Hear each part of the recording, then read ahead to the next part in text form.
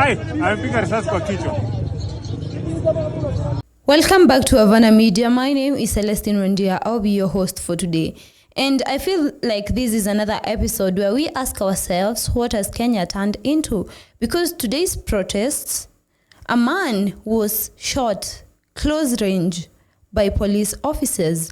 And I know most would argue that maybe he was causing chaos or maybe he was one of the goons. No, it was just a hawker selling masks to people who are protesting.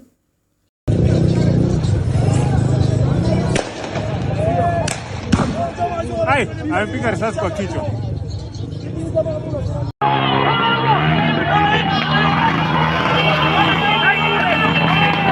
Kenyans have been going above and beyond to fight police who have been harassing them, to ask that police officers not to abuse or use force on citizens. And that is what they are in the streets protesting about. But now the police going ahead and shooting a man just shows how much the police force cares about its people. And today's protests were accompanied by a lot of chaos because remember, goons have been hired or were hired to disrupt the peaceful protests. They were going around beating people, innocent people, and harassing them, stealing their things. And this has been turned into a place where it feels like now Kenyans are fighting fellow Kenyans who do not want justice, or rather than are accepting bribes from political figures in order to cause chaos. Hadi wako escorted na karao. Sasa imagine polisi ndio wanazindikisha bongo wakigoje hivi.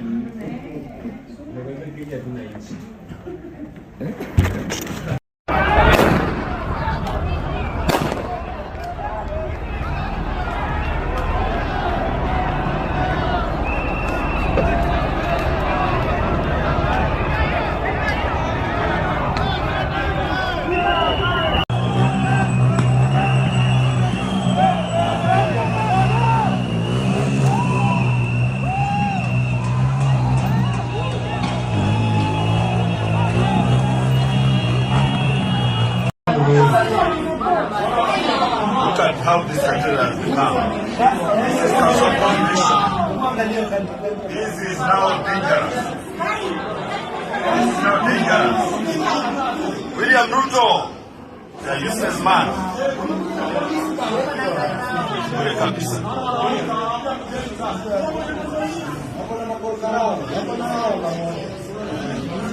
Right.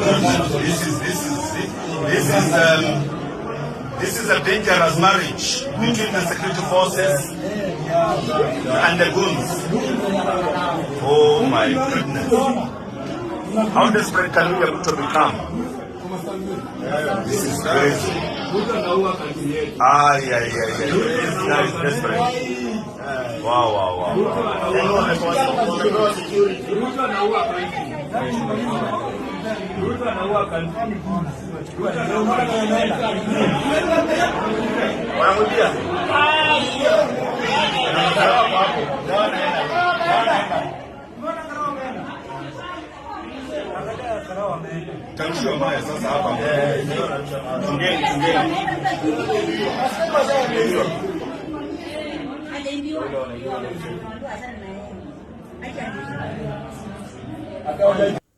And then these politicians will come on here and start telling us that we can see how they use the Gen Z.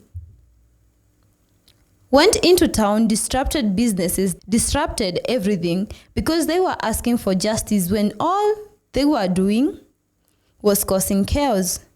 Blame it on the people rather than accept that there are some people in government who do not want people in the streets protesting, asking for justice. A few names have been dropped of people who are going on or alleged to paying the goons.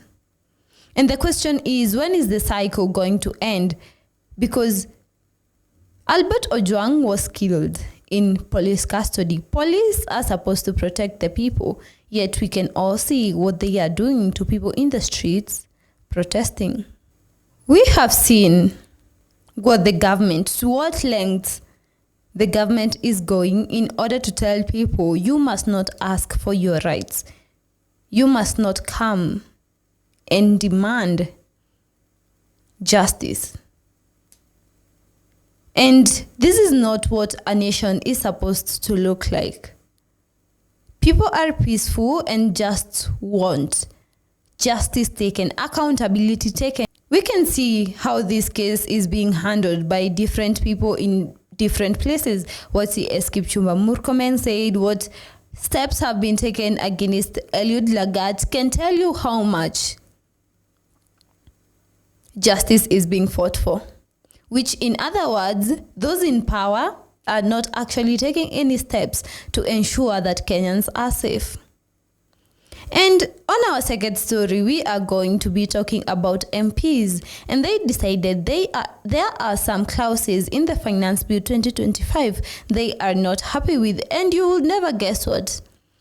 It is the one where the KRA is asking for access into bank statements and M-Pesa, where it is saying that they do not necessarily need to have a court order in order to access that. And the MPs came forward and said this is a very high level of privacy breach. And what do you think about that? But remember, CS of Finance George Bandi went ahead and said that most people who earn a lot of money or who have access to a lot of money do not want that clause passed because they do not want to pay taxes. So with that, do you think the MPs are voting for that clause to be out of the bill because they are mindful of the citizens' interests or their own personal ones? We know how much Kenyan politicians love corruption. We know that they take any steps necessary to use public funds in the way they are not supposed to be used. And some people are arguing maybe, just a maybe, that's why they are asking the KRA not to access those statements. Tell me whether you think the MPs are interested in protecting your interests or their interests. Thank you for tuning in to Havana Media. I have been your host, Celestine Nondia.